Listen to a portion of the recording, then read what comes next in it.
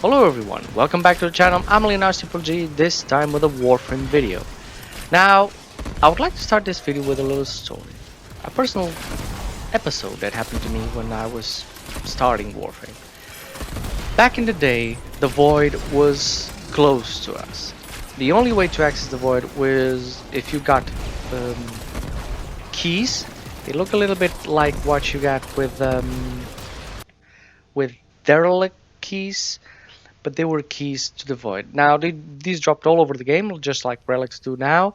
But with that key, you then went to the Void, just like go to the derelict, you went to the Void and you completed missions. Now the difference was, with one key you could get infinite amount of prime parts, whereas of now you go to the relic and you get one of 6 prime parts, and then you have to put another relic there.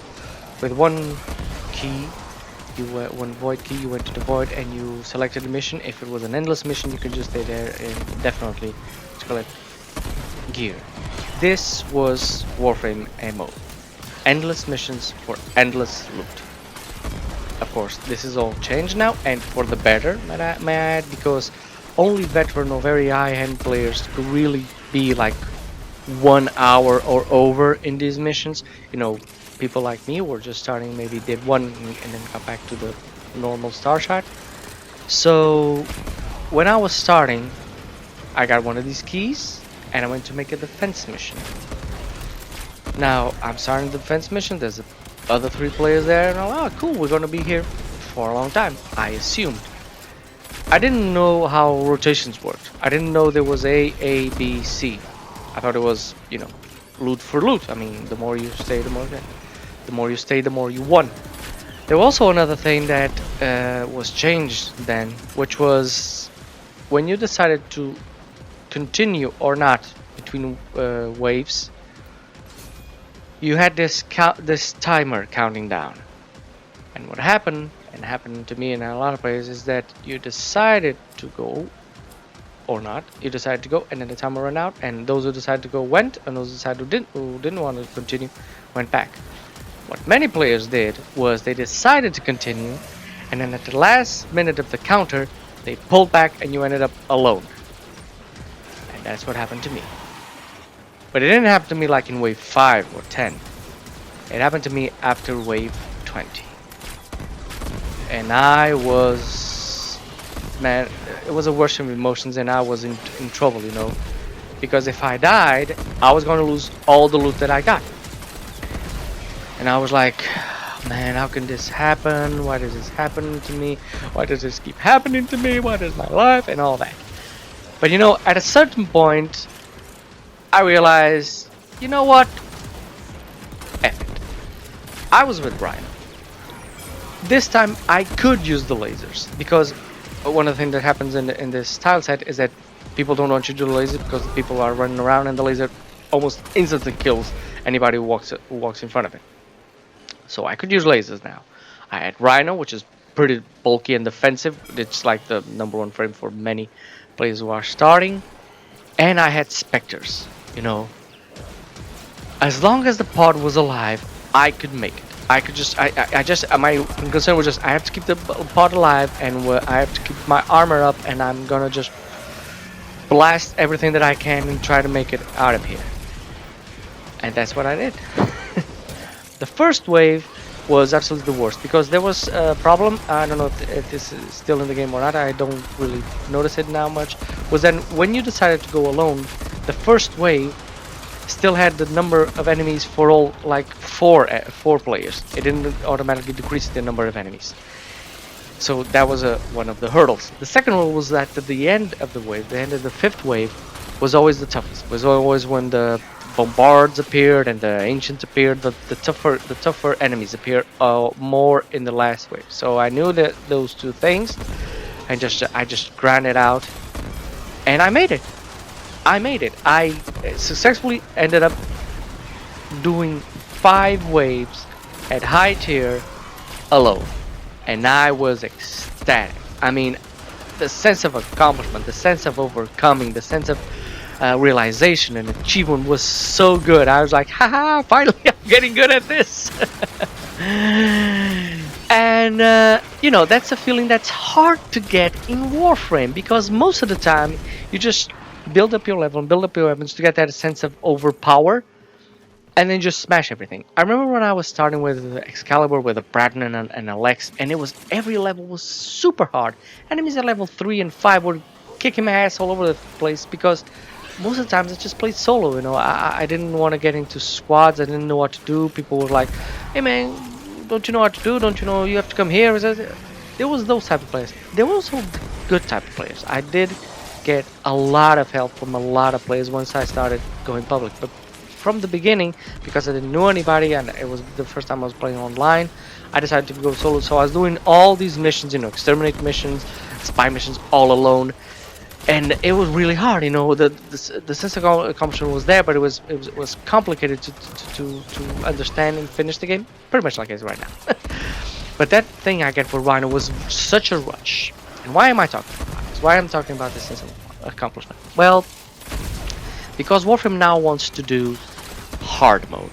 They want, you know, the community and several of the more veteran players ask for hard mode, so they are going to pretty soon, I don't know when, install hard mode and even ultra hard mode.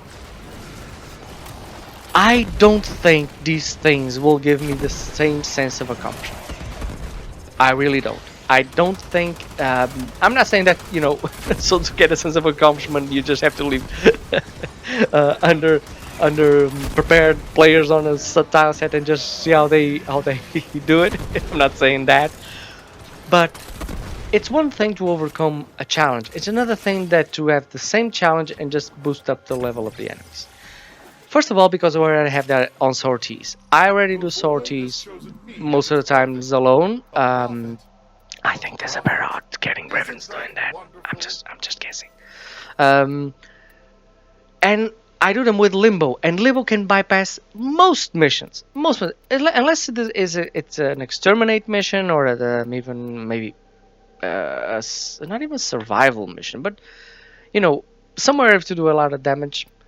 If it's capture, if it's rescue, you know, you can bypass everything without killing one enemy. So in that sense, ultra hard mode will have no effect. I mean, the enemy can be level 200 as long as you can just rush by him with Limbo, get to the prison, open up his cell, put him invulnerable, and then get back. That's done. I mean, that capture and a bunch of others. That's why in the beginning, in the old days, many people used Loki to complete missions because he's invisible. That way, enemies don't shoot you, don't kill you that fast, and you can do it. Yes, I've used Loki, but there's also Ash, and now there's even Wukong, which can turn into a cloud and just bypass everything. So I really don't think that hard mode or ultra hard mode will give you that sense of accomplishment and trophy and realization that most veteran players are looking for. A proper challenge is something that it has to be, you know, designed to be a challenge. It can't be something like it was before. It has to be something completely new. So yeah, I'm a bit skeptical about how this is going to work. Also, we still have no idea what the rewards are going to be. I guess that it gives us something to do if you already completed everything, you know, Railjack and all that. I don't know. I think for most players that are getting in and having a difficulty, they won't jump right away to hard or ultra hard. But I think that most of them will just open up the at least Hydron, where you level up weapons, and that's it. They're gonna open it in ultra hard, so you can just go in with one weapon and level it up in like 5 waves, and then leave. Everything else, I think, it'll be just in a kind of I don't want to say it, but I'm going to say it, limbo state. Like in a limbo state. Sure, I'm probably going to do capture and rescue and some of those with limbo that I can just ease past them. Others I'll probably get in a squad and they'll always be level 20 something, and we go. I'll probably see a lot of Inaros, I'll probably see a lot of Sarings and something like that, just to clear that level. And then once the level is clear, that's it. You're just going to leave and go to do another thing. And yeah, I don't really know how to solve this problem. I just think that this won't solve it. I mean, it'll be good for a while. Content creators are going to be amazed by it. I know I create content, but I'm not really creating content because of it. Just like to share my stories and share my points of views. So yeah, I don't think I'm ever gonna get that sense of accomplishment like I did before. I did get it a little bit when I finally fought the Orb Mother alone, because that thing is huge. There's enemies all around. It's just it wasn't the same because it's too chaotic. While in the story that I told you, I knew what I had to do. As long as I did it perfectly, I could save myself. In the Orb Mother fight, is just, you know, just keep shooting at it with everything you got, switching the elements. But it's too much confusing. There's too many enemies. There's too many aggro. You can't even really enjoy the fight. You just keep jumping around everything. That's why I have a method where I don't jump over everything. I just go with you know, I'll leave the link in the description to how you can beat it a lot easier, you know, a lot more relaxed way, which is using Volt and his shield and fire at a distance. But yeah, I'm not really sure what's going to happen in the future with hard mode and ultra hard mode. I'm looking forward for Deadlock Protocol. Let's see how that goes.